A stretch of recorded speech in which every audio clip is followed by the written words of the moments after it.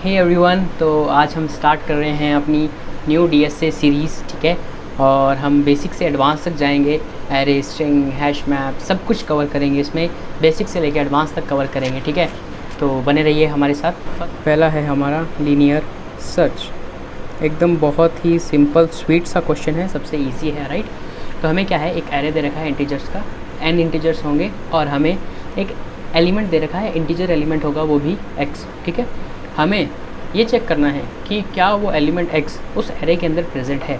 अगर प्रेजेंट है तो हमें उसके अकरेंस का फर्स्ट इंडेक्स रिटर्न करना है, और अगर वो हमें नहीं मिल रहा है तो हमें -1 रिटर्न करना है। ठीक है, तो हमें क्या है, ARR गिवन है। ठीक है, जैसा कि हम दे सकते हैं 1 2 3 4, और हमें x की वैल्यू क्या गिवन है, 3। ठीक है, अब हमारा जो आउटपुट आएगा, ठीक है, वो हमारा क्या आएगा, 0 1 2 3 4। ये मैंने एरे के इंडेक्स लिख दिया, तो हमारा क्या आएगा, आउटपुट 2 आएगा। क्यों? क्योंकि जो ये 3 है, ये सेकंड इंडेक्स पे प्रेजेंट है। ये जो 3 है ये सेकंड इंडेक्स पे प्रेजेंट है और ये पहली बार यहीं दिख रहा है, तो हम इसका इंडेक्स रिटर्न कर देंगे। ठीक है, एक और एग्जांपल देख लें, फिर हम इसके कोड की तरफ चलते हैं। हमें दे रखा है 10 8 30 4 5 और x की वैल्यू दे रखी है 5।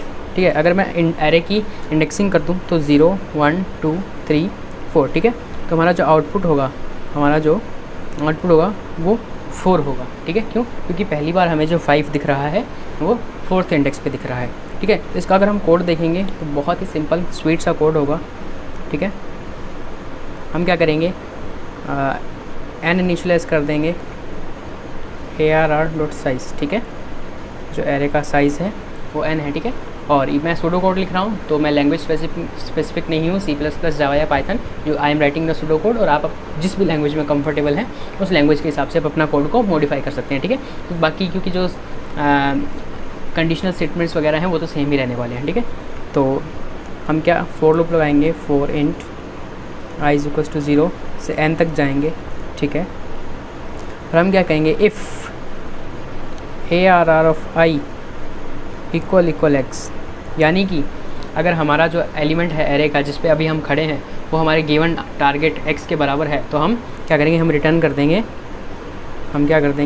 Return i। क्यों?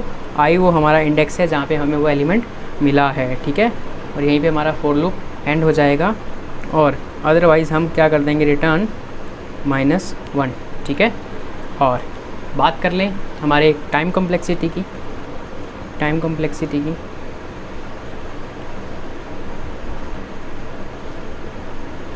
कॉम्प्लेक्सिटी हमारी होगी बिग ऑफ n। क्यों? क्योंकि हमने एक सिंगल पास में किया है। ठीक है, i 0 से लेकर n तक गए हैं मैक्सिमम, इसके अलावा हमने कुछ भी यूज़ नहीं किया है। ठीक है, और space complexity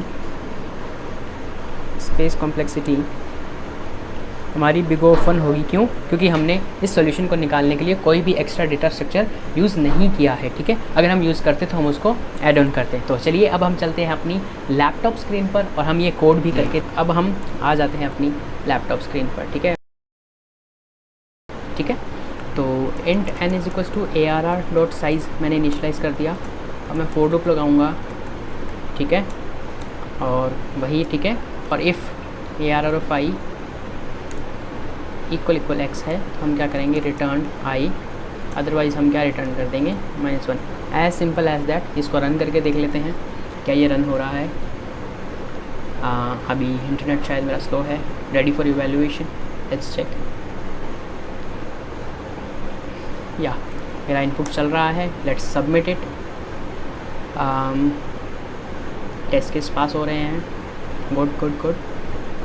and here we go, हमने ये क्वेश्चन कर दिया। ठीक है, तो यही है कि हमें चीज़ें को सिंपल रखना है। ठीक है, और हमारे बेसिक्स क्लियर होने चाहिए। ठीक है, आई एम एज्यूमिंग दैट कि आप लोगों के बेसिक्स क्लियर हैं, आपको सिंटेक्स आता है, कंडीशनल्स आते हैं, लूप्स चलाने आते हैं। ठीक है, ये चीज़ें आपको बेसिक पहले से पता है।